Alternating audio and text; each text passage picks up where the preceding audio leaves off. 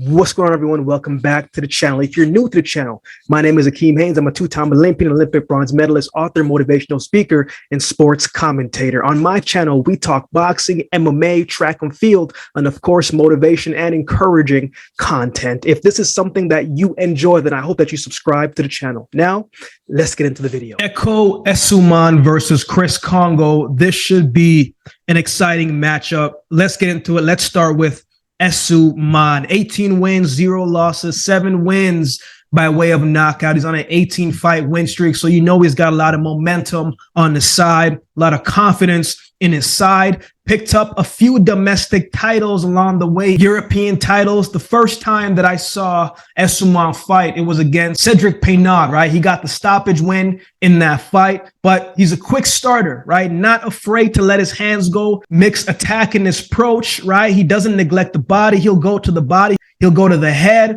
And while he only has 7 knockouts, he does have a lot more pop in his shots than his knockout shows. Against Peynaud, he made up his mind that he wanted to get the stoppage win, or at least try to get the stoppage win, because he was in there throwing everything with bad intentions and he was winding up on all his power shots. When it connected, it worked great. You could hear it. Peynaud could feel it.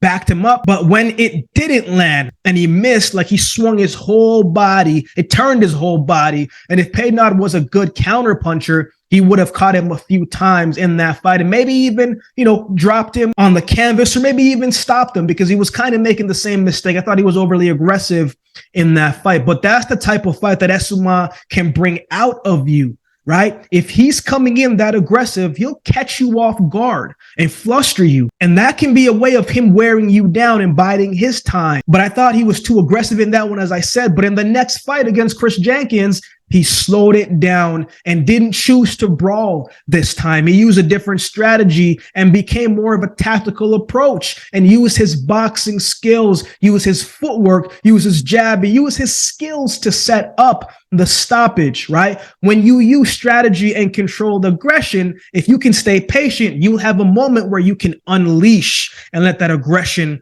go in full force and use it to your advantage, which we saw in that fight. In his fight against Samuel Antwi, some people have mixed feelings about that one, right? But that one went the distance and he got the decision win nonetheless. So this one is going to be interesting because he and Chris both have similar records, right? Similar skills.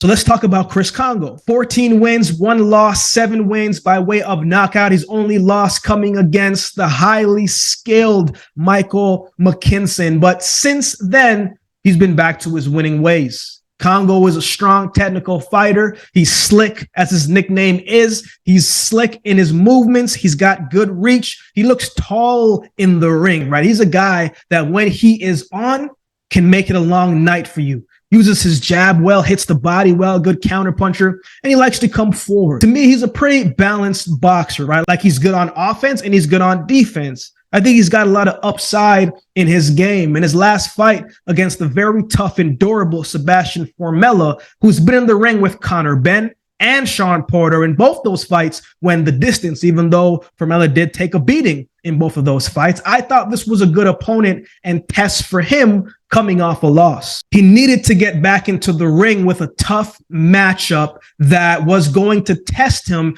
to see how he handles it, right? To frustrate him a little bit, to see how he handles it, right? Formella has never been stopped before, and he was going to make him work to beat him, right? And Formella wasn't going to lie down. He was going to fight back. And I thought Kongo did very well in that fight. He used his feet to give him different angles, stayed patient, and didn't overcommit himself. At the beginning, though, it looked like he was forcing the fight a little bit, trying to get the knockout, but he slowed it down, found his groove, mixed up his attacks. It wasn't just headshots, it was body shots intertwined with it as well. So I think he learned and made some adjustments since his fight against Michael McKinnon. But he did get dropped in that fight against McKinnon, right? And I would be a little bit more worried about that if he did not fight a guy like Formella, right? Who was fighting back and did have some good moments, right? So I'm glad that he actually took that fight, because it makes it a lot better to see what type of shape that he is in, both physically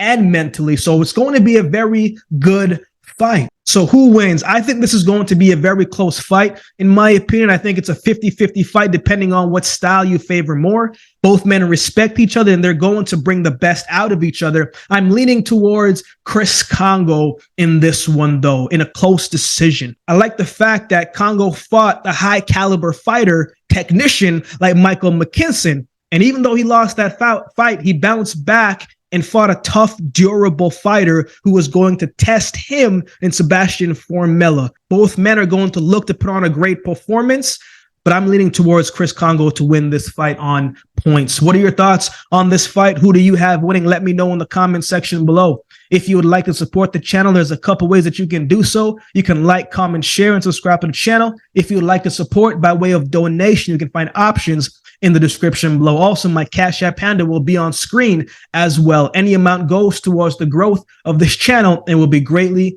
greatly appreciated. So with all that being said, if you've been watching the video this long, then do me a favor and subscribe to the channel, and we'll definitely see you next time.